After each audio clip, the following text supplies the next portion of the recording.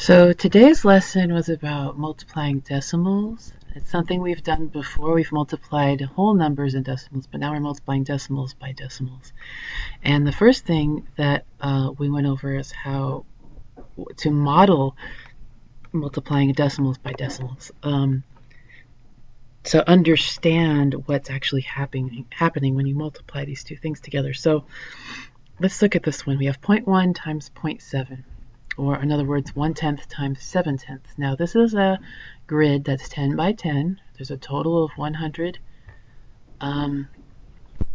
little squares here, so this is divided up into hundredths. Now this is 1/10, so I'm going to draw 1/10 on here. Now 1/10 of 100 is going to be 10 of these little squares, so it's going to basically be one column. So I'm going to, let's see, fill this in, and that's 1/10 right there. Okay, now if I'm multiplying that by 0.7, what I'm doing is, now this is 7/10, remember? So what I'm doing is cutting this up into tenths, like this.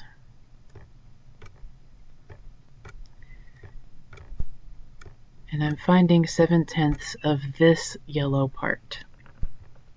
So I cut it up in this tenths, and I'm going to shade in 7 of those tenths. 1, 2, 3, 4, 5, 6, 7. So this blue part is my answer. It's smaller than 0.7. Now 0.7 would be 7 columns or 7 rows. That's 7/10. And 1/10 is 1 row. Now this is less than 1 row, so it's less than 1/10, and 7/10 is because I'm finding part of 1/10, 7/10 of 1/10. Now we've done this with fractions, and we've modeled it with fractions, and it looks very similar. And we showed how those are similar in class. Now here's how you write down the answer. Now we want it to be in decimal, but I'm going to show you how you can show this in decimal. So there's 100 total pieces here in this grid. We want to know, well, what fraction of this whole thing is in blue? There's 7/100ths there. So our answer is 7/100ths, but we want it in decimal form. So it's not going to be 0.7, that's 7/10. Remember, there's a tenths place after the decimal, and then there's a hundredths place. Now, if I have 7/100ths, that 7 is going to go in the hundredths place. Now, there's a space here, and I fill it with a 0. So my answer is 0.07. When you're asked to model this on your homework, I want to see something like this that shows that you started with 1/10 and you found 0.7 of that tenth, and then either shade in or put a square around that 7/10 and the 1/10. Or you could do it the other way around. You can start with 7/10 and find 1/10 of that, and you'll end up with the same answer. So we'll do it one more time. We have 0.4 times 0.8. Now 0.4 is 4/10. So I'm going to shade in 4/10 like this.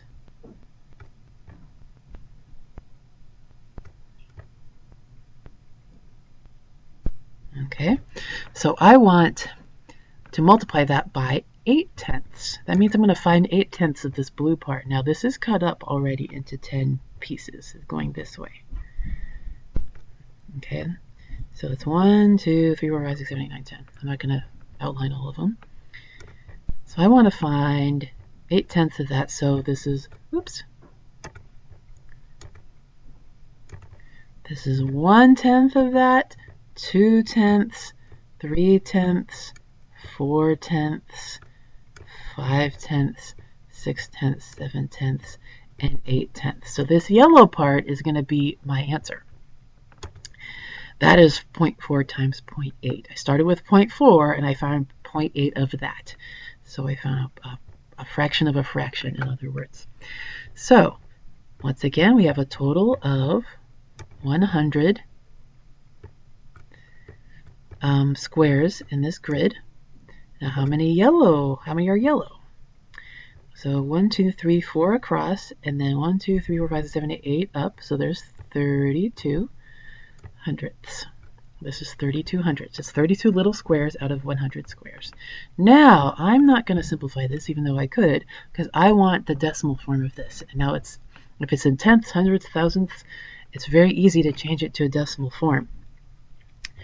So 32 over 100, that means that this one's digit needs to be in the hundredths place, and the 3 goes before that.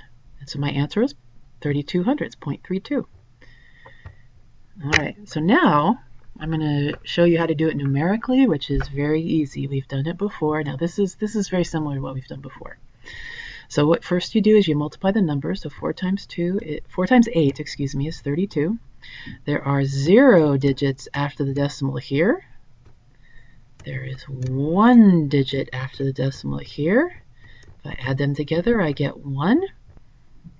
So I put my pencil at the end of this number, and I move 1 place to the left, and then I put my decimal there.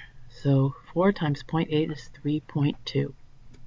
Now it makes sense for this answer to be less than 4 because I'm taking 4 and I'm finding a fraction of that. 4 times 0.8 is 3.2. So that's a reasonable answer. So now, let's say we have 0.25 times 0.3. Now both of them are decimals. So I'm just going to multiply these numbers out like regular numbers without regard to the decimal. 5 times 3 is 15. 3 times 2 is 6. Plus 1 is 7. So I get 0.75. Now, how many digits are after the decimal in 0.25? 2 of them. This and this. How many digits are after the decimal in 0.3? 1.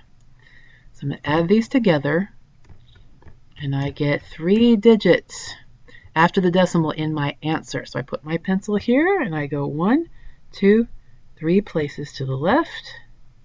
And there's a space here. I fill it with a 0. So my answer is 75 thousandths. And that's it.